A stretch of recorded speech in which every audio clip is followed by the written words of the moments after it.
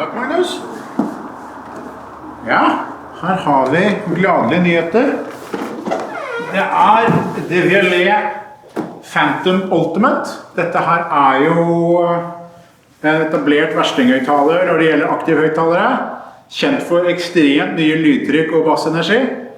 Nå i en oppdatert versjon, hvor egentlig alle aspekter av høyttaleren komplett redesignet.